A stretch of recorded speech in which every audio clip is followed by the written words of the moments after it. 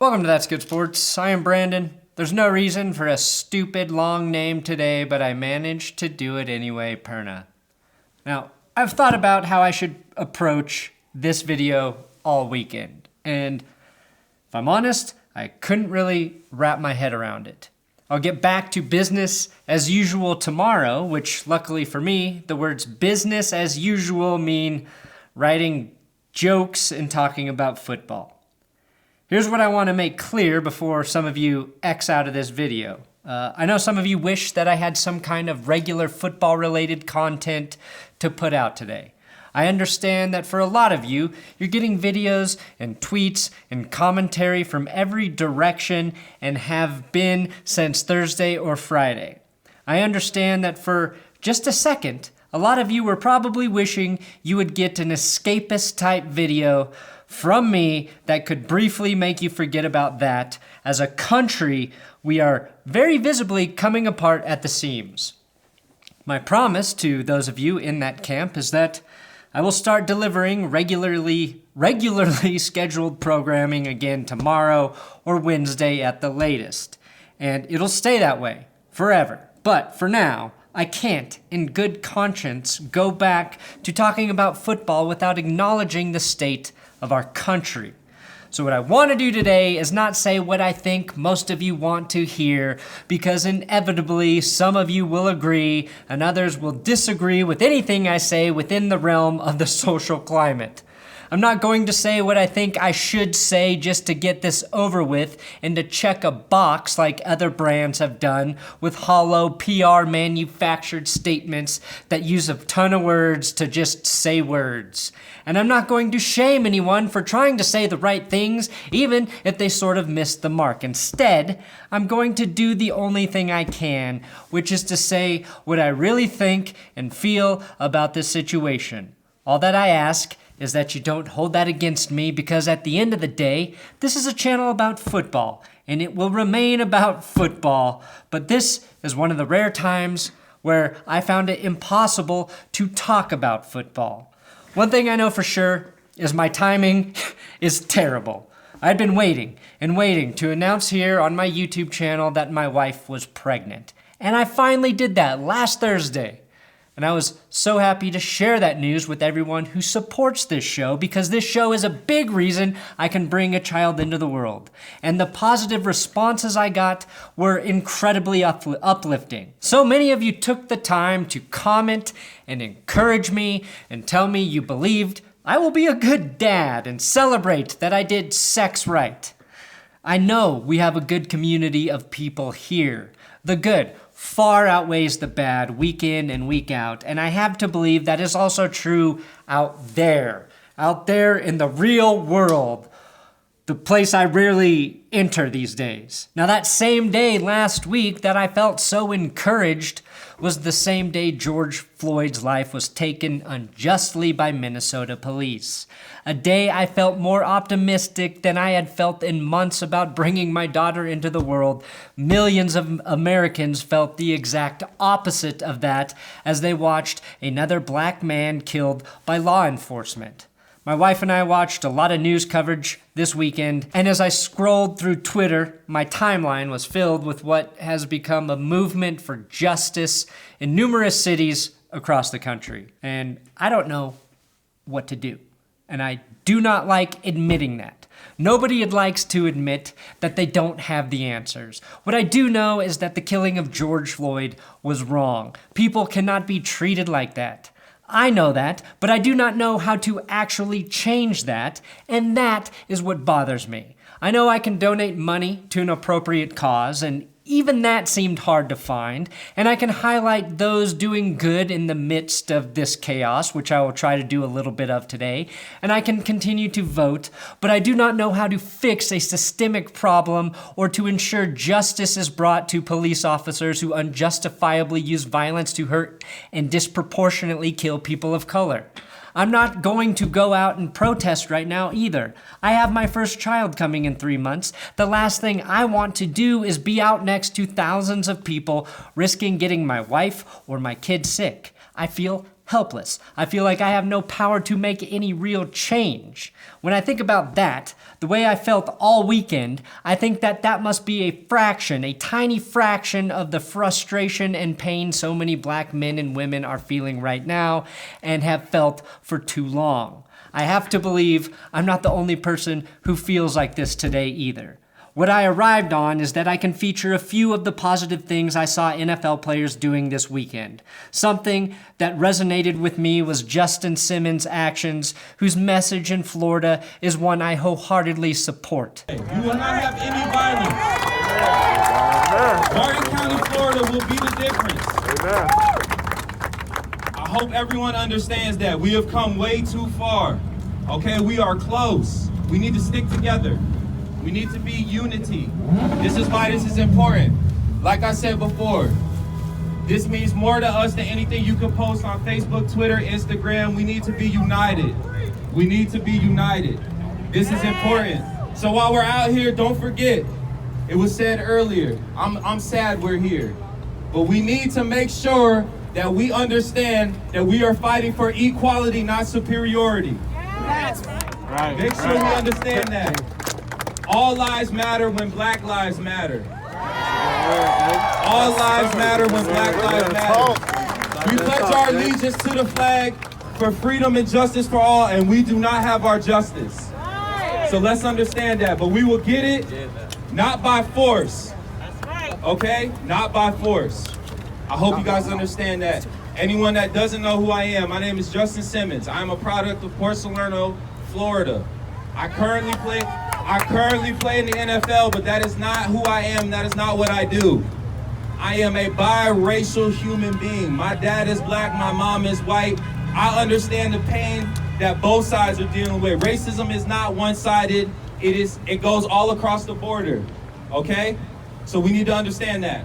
I am here for equality. Let's make sure we represent that today. Thank you guys so much. Nikki Jabala wrote a great article about Justin Simmons for The Athletic. In that article, she revealed that Brandon Marshall inspired Justin Simmons to use his platform for change and positivity, which was then revealed to Brandon Marshall. Justin, I remember one day he came and told me that he looked up to me in that regard. And I mean, we didn't even have like a lot of conversations about that, about, the whole social injustice thing and how, what was all going on. But I guess he just observed from a distance. And I mean, we had that first conversation and I was surprised. I'm like, damn. And he was telling me like, yo, you're one of the best dudes I know, like one of the best teammates, one of the best men I know. I was like, yo, that really touched me. It really hit home because I'm like, yo, I thank you for that, And to see him out there and speaking so eloquently and doing his part for whatever he feels is right, that's all I care about. Do whatever you feel is right. If you don't feel this, then do that. But if you feel this is right and you feel convicted by it, then by all means, go about it the correct way. And I think Justin is, and Justin is a favorite right now in Denver. I hope he stays there a long time, and it's meant a lot to me. Now, hearing that smoke detector chirp in the background, I'm not quite sure Brandon is taking fire safety seriously enough. I'm like, damn. And he was telling me like, yo, But I think there's a great thing illustrated here. You never know who you are going to influence or inspire. But if you act from a place of courage and do what you know is right, you are going to impact others to do the same. I'd say infect others with your contagious goodwill, but I refuse to let fucking coronavirus steal the show again. Let's also remember what Brandon Marshall did after his peaceful protest when he kneeled during the national anthem. He reached out and talked with local law enforcement. He listened to them, tried to understand the position they were in while making his concerns known, while making the concerns of the black community known. He took the most appropriate action you can take. He went about everything the right way and was still ridiculed for it by far too many. Now, the Justin Simmons Foundation will be up and running in a week or so, and I encourage you to support that when it's ready. I will try and get the link up in the description when his foundation is up and running. I will personally be doing a big fundraiser this month for the Alzheimer's Association, a completely different cause, but it's one that's important to me, and that will be coming here. But if you are looking for a place to donate now to support what's happening right now, I would suggest the NAACP Legal Defense Fund, which supports racial justice through advocacy, litigation, and education, or the ACLU, which provides legal services and support for a broad range of people with civil rights complaints. All of those links are in the description. Those places have a great track record that I feel good about promoting here. Now, if I could convey one message, it's listen. I know that sounds so stupidly simple, but listen more. Listening is free. We have to do better. We have to be better at understanding other people's struggles. Knowing another's hardships doesn't take away from your own or make your personal struggles less significant or less real. I feel like we have been conditioned to react instead of hearing what others are saying. We're all guilty of it, and we can all be better and do better. We have to stop entrenching ourselves with the side and then digging in relentlessly no matter what happens, no matter what kind of new information presents itself. That's the opposite of evolving. We let Colin Kaepernick's peaceful protest about police brutality divide us and get misconstrued into a message that was false. It doesn't matter if you don't like the way he did it. Same way it doesn't matter that I don't like the way Tom Brady gets all the credit when he throws a 4-yard pass to Julian Edelman or James White, who do all the work, take the pass 30 yards for a touchdown. It's still a touchdown. Kaepernick and many other players were trying to bring attention to a real problem peacefully. A problem that had a giant magnifying glass highlighted again for all of us to see again this last week. I am putting all of the energy I currently have into getting ready to bring a daughter into this world, and I want to bring her into a better world than the one I am seeing. The minutes I'm not focused on trying to force a Phillip Rivers sperm joke or Tom Brady slander into an episode here, I am making sure my pregnant wife has everything she needs, which over the last 3 months has required some change and a little more effort than normal. I never imagined as an expecting father I would feel like a prideful hunter-gatherer successfully returning from the store with meat and toilet paper. I still have a job. My wife still has a job. We are incredibly fortunate, even during this weird pandemic and the pain that is manifesting into what we have seen over the weekend. That is not lost on me. My point there is I feel internally conflicted because I feel incredibly grateful for everything I have and also worried about a lot of the things I am seeing. Things I was not worried about a year ago, 9 months or 7 or 8 months ago when my wife and I decided that this was the right time to bring a child into the world, when we were finally ready to do it. But change is necessary. As much as it terrifies me to see the seemingly endless destruction, the endless cycle of hate and bullshit, I have to be optimistic that we do the right thing collectively, that we figure out how to have justice when Black lives are taken needlessly by those who are supposed to serve and protect us. I have to believe we can get better, because if I don't, why would I bring another person into this mess? So I would like to end with Raiders wide receiver Zay Jones, who posted something on Saturday about an interaction he had at a home goods store in Las Vegas. Here's what he said.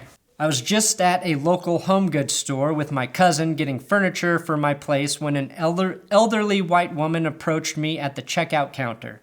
She looked at me with tears in her eyes and said, "I'm from Minneapolis, and I just want you to know you matter to me." I hesitated to hug her because she was wearing a mask from practicing social distancing, but I asked if she wanted a hug, and she folded into my arms. She cried while she told me how important it is to spread love. I didn't get her name, but I am grateful for the encounter. Beautiful hearts still exist. Be the example, be the light, love others. I really liked this as an example of positive imagery and a chance for unity. Not as a way to convince myself that everything is okay, but as a reminder that there is good happening. It's also a good reminder that while groups of people are so often at odds, two people can easily get along. Now, again, I am not smart enough to properly articulate how I feel about this. There's a reason I talk about football and make stupid jokes. It doesn't mean I don't care. It doesn't mean I won't do what I can to help. It means I do not know how to take what I feel inside here and translate it into something beneficial. So when you see people who do that well, respect it, because it's not easy. And just take the time to reflect. And that's it. That's all I have to say today. Again, tomorrow, if I can find football news to talk about, we will be there.